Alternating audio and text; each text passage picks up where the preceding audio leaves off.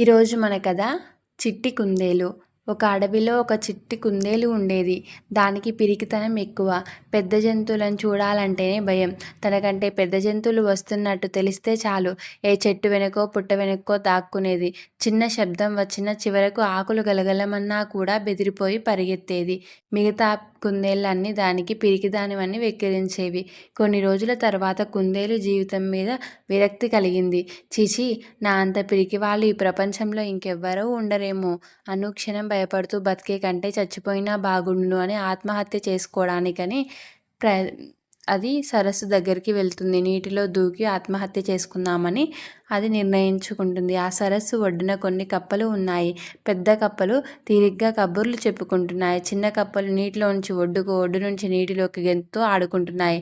కుందేళ్ళు రాకను చూసిన కప్పలు, అటు చూడండి, ఒక కుందేలు ఇటువైపు వస్తుంది అని గట్టిగా అరిచాయి.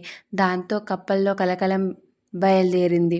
అమ్మో, ఇక్కడుంటే ప్రమాదం, పదండి దాక్కుందాం పదండి అని ఒకదానికొకటి హెచ్చరించుకుంటూ వెంటనే దబ్బదబ్బమని సరస్సులోకి దూకాయి.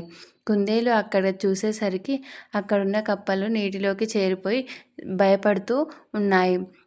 అది చూసిన కుందేలు నోరు వెళ్ళబెట్టింది. ఇదేమిటి, అవి నన్ను చూసేందుకు భయపడ్డాయి, నేను వాటినేం చేయను గదా అని అనుకుంది ఆశ్చర్యంగా. అప్పుడు కుందేలుకు ఒక సత్యం బోధపడింది. ఈ ప్రపంచంలో తనకన్నా బలహీనమైన ప్రాణులు ఎన్నో ఉన్నాయి. ప్రతిదానికి భయపడడం సరికాదని, ఆపద కలిగినప్పుడు దాన్ని ధైర్యంగా ఎదుర్కోవాలని. అంతేకాదు, ఆపద కలుగుతుందేమో అని ఊహించుకొని భయపడడం కూడా మూర్ఖత్వమే అంటూ తనకు అర్థమైంది. ఈ సంఘటన కుందేలు ఆత్మవిశ్వాసాన్ని కలిగించింది. అప్పట్నుంచి ధైర్యంగా జీవించాలని నిర్ణయించుకుంది. ఇక ఆ రోజు నుండి చీటికి మాటికి భయపడకుండా హాయిగా ఉండసాగింది. ఆ కుందేలులో వచ్చిన మార్పుకు మిగిలిన కుందేళ్ళు ఆశ్చర్యం కలిగింది. దాన్ని బాగా మెచ్చుకున్నాయి. ఈ కథ మీకు నచ్చినట్టయితే లైక్ చేయండి, షేర్ చేయండి, సబ్స్క్రైబ్ చేయండి.